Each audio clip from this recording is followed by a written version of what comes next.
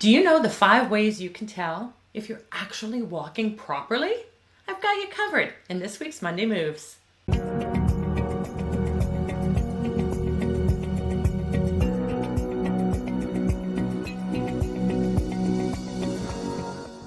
Hey, it's Marian. I want to make sure you're moving well, and that's why I'm bringing you this week's Monday Moves, because I want to give you 5 strategies to determine if you're walking properly. Why? Because the message is out there for breast cancer patients to go out walking. I don't think it's the first thing you should do. In fact, it can cause issues with your hips and with your knees and with rehabilitating your upper extremity, with your shoulders, with your mid-back, and with your neck if you don't have the right positioning. So if you're going to go walking, then I want you to do it properly, and I want you to test with these 5 strategies to see if you are moving properly. Number 1, balance. If you don't have proper balance, you will not be walking properly, and you're going to find ways to compensate. This is so vitally important for breast cancer patients because of something called chemotherapy-induced peripheral neuropathy. Big word, and what it means is numbness and tingling and achiness and problems in the hands and in the feet. This is something that can affect women well after receiving certain types of chemotherapy that can bring about these symptoms.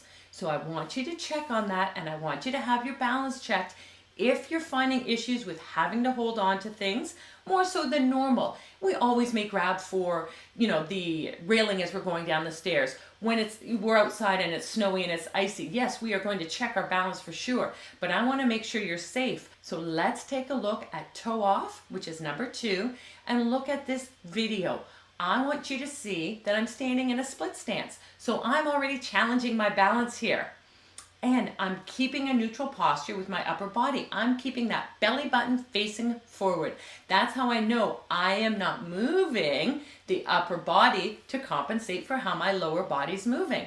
So I am going to be working again and again and again to teach my body, to give that proper neural input to my lower extremities to teach them how to move with that toe off, because I want it aligned.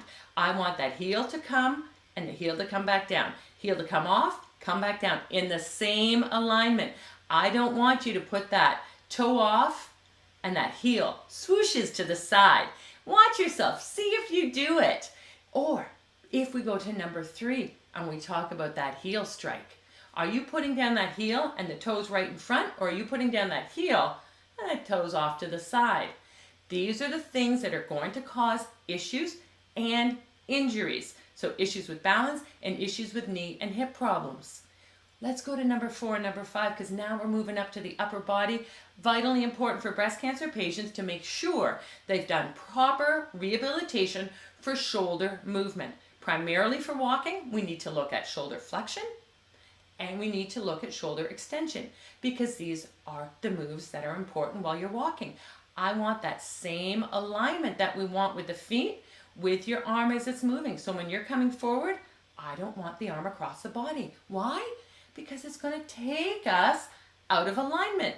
What's this going to do? It's going to twist our body. It's going to twist in the hips and the knees. And we want to move forward. Let's have everything move forward. Take a look at the Olympics. Take a look at the 100-meter dash for men and women. How are they moving? Do they have an arm swinging off to the side? Are their heels swinging out and flaring out? Do they care where they're stepping? Of course they do. They want to be the fastest, and they want to make sure they don't have risk of injury. That would be devastating. It's devastating to you too, to your best potential. So that's why movement really does come before walking. So if you don't have proper shoulder flexion and proper extension, can you bring that elbow behind your body? Look at the video. Do you see that? Or do you see, when you look at the picture that I've posted for this Monday Moves, that there's a gap? Do you see that gap? Well, that means that arm's not right against the side of the body. If that gap is there, we're using shoulder abduction. We don't have that movement, and we're cheating. I don't want you to cheat. You're going to increase your risk of injury. So let's go through those 5 things. Balance, toe off, heel strike, shoulder flexion, shoulder extension, Check out those 5 things. Make sure you're walking properly. And if you've got any questions, you need to register for this week's upcoming live. It's January 9th. I have a series that's coming January 9th, January 14th, and January 16th, where I am talking all things breast cancer and exercise.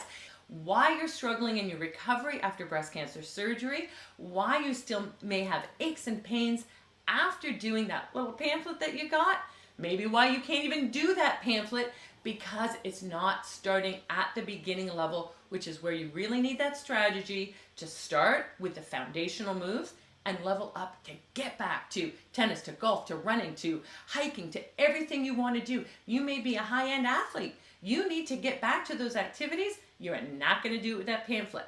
So join me in my live webinar series. I'll put the link here so you can click that button. You have to register. Spots are only based on registration. So I want you in. I want you to bring your questions as well. Because it's going to be live, I'll be answering your questions and we'll discuss it, give it all the answers that you need. Have an awesome day.